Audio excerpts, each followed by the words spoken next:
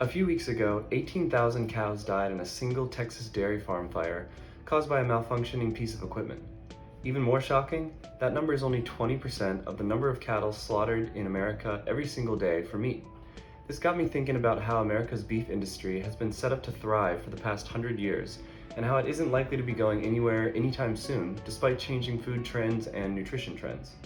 Welcome back to Green Theory. I want to take a little time today to tell you about something most people know nothing about but affects most of our lives on a daily basis. Beef industry subsidies affect Americans' understanding of the value of food with artificial prices, the livelihood of farmers, the power of corporations, and even the availability of local produce.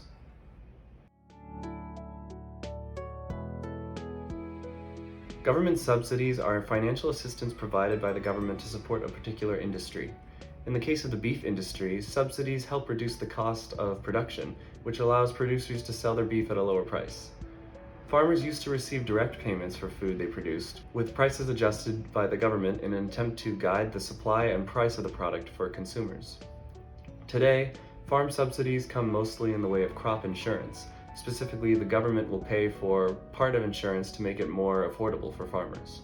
When a farm has a below average yield or total revenue for a certain year, they can be eligible for a payment, but there are also plans for acreage, rainfall, natural disasters, and even feed price for livestock. Occasionally, temporary bailout programs spring up as well, typically reactions to some international trade shift, tariff, or other circumstance.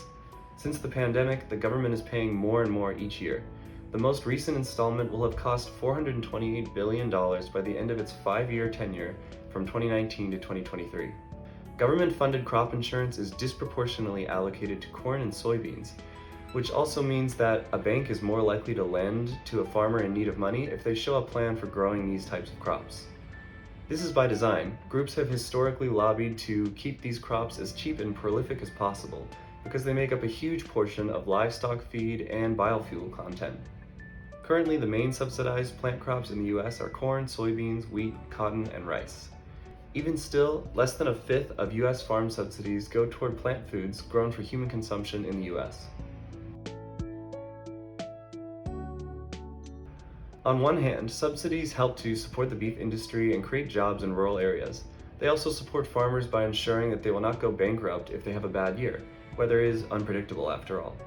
Overall, it helps to ensure the nation's stable and affordable food supply. However, when adding a lens of environmental sustainability and human health and welfare, the system could definitely use a few adjustments. Published research has shown that prices will determine what people eat, and if the wrong things are artificially cheap in your community, it can have terrible effects on public health. Diets high in red meats have increased risk of heart disease, type 2 diabetes, and certain cancers. Another potential downside to over-incentivizing farmers to grow certain plants is overproduction, which can actually lead to lower sale prices and compromise the profits that farmers would have gotten from these crops. Of course, this disproportionately affects the smallest of farmers, which have the smallest margins on their profits to begin with. It also discourages them from growing more varied produce that might be sold locally, effectively increasing the travel cost and emissions and decreasing overall freshness for the consumer. From a livestock feed perspective, potentially more nutritious, less common feed ingredients could be passed over for cheaper overproduced feed plants, affecting the health of animals.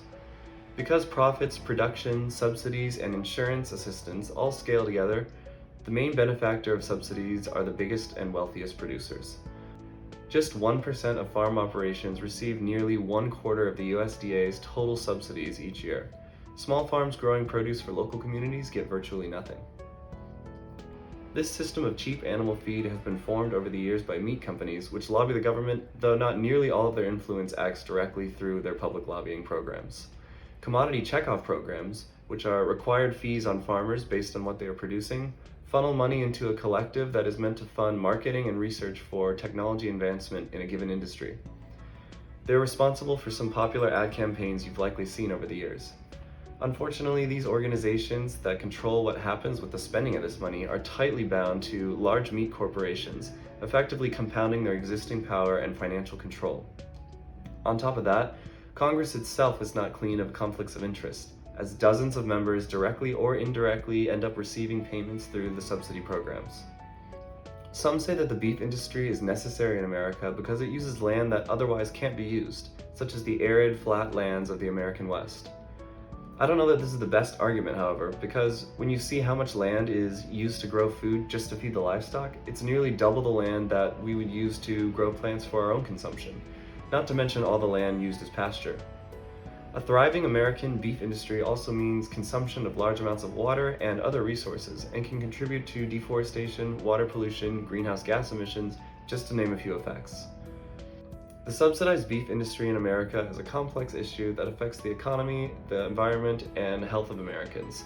Understanding the implications of subsidies and making informed choices about the food we eat is an important step toward a more sustainable and healthier future.